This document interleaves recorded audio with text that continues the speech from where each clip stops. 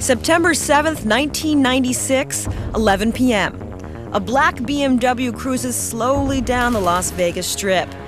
Inside, rap and film star TUPAC Shakur sits in the passenger seat. Death Row Records kingpin Marion Suge Knight is behind the wheel. No one sees the white Cadillac that slowly pulls up alongside, or the gun that's aimed directly at Tupac. Tupac is hit several times in the chest. He's rushed to the University Medical Center, but surgeons can't stop the internal bleeding. 6 days later, TUPAC Shakur is dead. All eyes on me.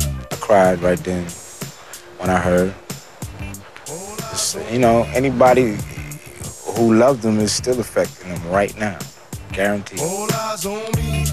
For 6 years, the mystery has lingered and taken on a mythic quality. Officially, the crime remains unsolved, but unofficially, theories abound. Many revolve around one central theme: the ongoing war between LA's Blood and Crip street gangs and their affiliations with East and West Coast rappers. But in early September, a new theory emerged, and it rocked the music world.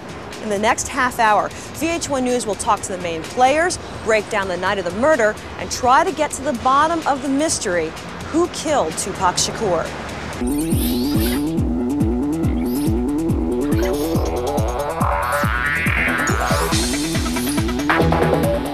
The Los Angeles Times ignited a firestorm of controversy when it reported that the man who approved the hit on TUPAC Shakur was another rap star, the notorious B.I.G. LA Times music writer Chuck Phillips spent a year investigating the story. He says he learned that Biggie, whose real name was Christopher Wallace, agreed to pay the Crips $1 million for killing Tupac and even supplied the murder weapon. According to various gang members, Biggie asked to have Tupac killed, asked the gang members to kill him.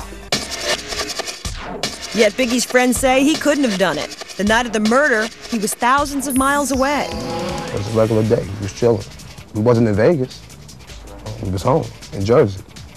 In a statement, Biggie's family described the LA Times story as, quote, irresponsible journalism, and said they may file a lawsuit against the paper for, quote, untruthful statements and accusations. There have been discussions about it, but nothing concrete has actually been, set in stone. So until such time, there's nothing really to discuss. The last hours of TUPAC Shakur's life began, like so many of his gangster rap lyrics, with an act of violence.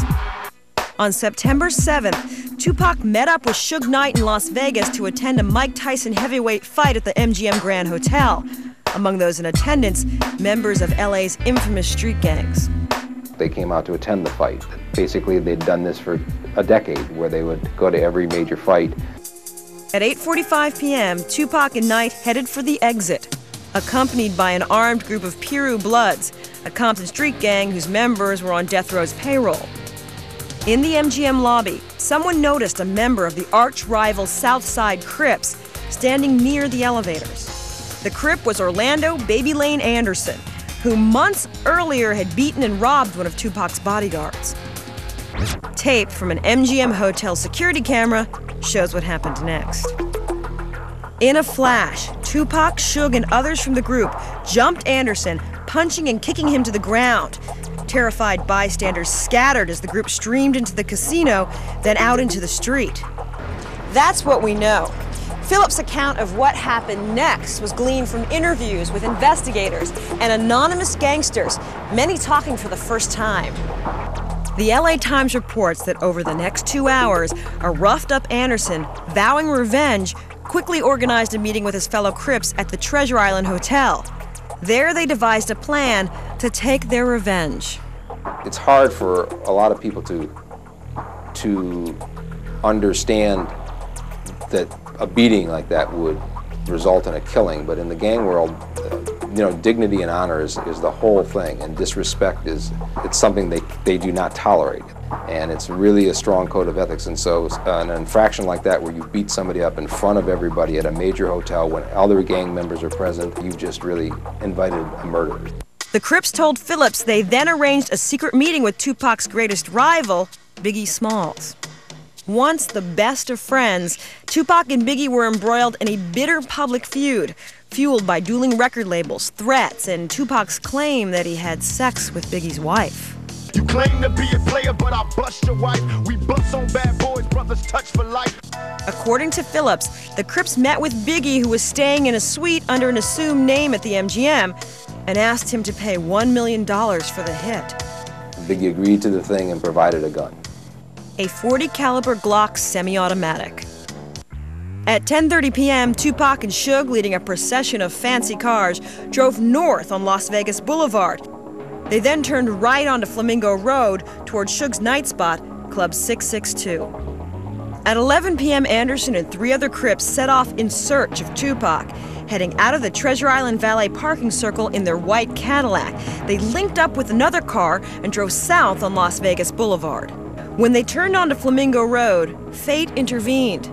Just ahead, Suge Knight's black BMW. They're stunned that this group of guys that they want to hit is right there. And so they say, let's do it right now.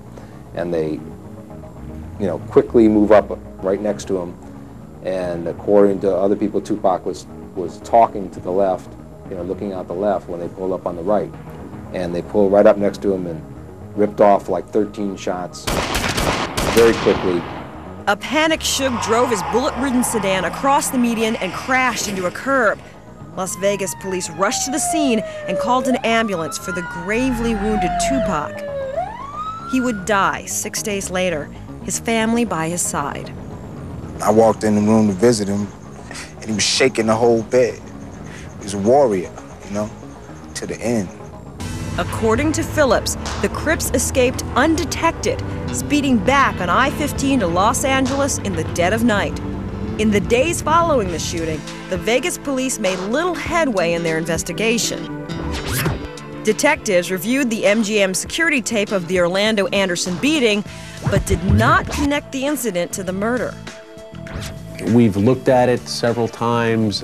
We have no indication or actually nothing that it's going to lead us in a direction to arrest anyone that was involved. On October 2nd, Compton, California police detained Anderson as part of a gang roundup to curb violence in the wake of the murder. And although Las Vegas police questioned Anderson, they apparently didn't think much of his possible connection to the murder. That was the only time Las Vegas police interviewed Orlando Anderson, and it was very briefly. Anderson denied knowing anything about Tupac's murder and was released. No, I was not involved. I'm like a victim. I feel, sorry for him. And, like I said, I was a fan of him. Less than 2 years later, Anderson was killed in an apparently unconnected shooting. There have been few leads since. The one thing that shouldn't have been done was you don't throw up your hands, and that's what the Las Vegas police did. That's a problem. And then, in March 1997, Biggie himself was gunned down in Los Angeles. In an eerily similar circumstance, he was shot as he sat in his Blazer at a traffic light on Wilshire Boulevard.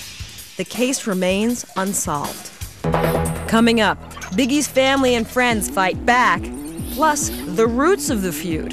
One man against one man made a whole West Coast hate a whole East Coast.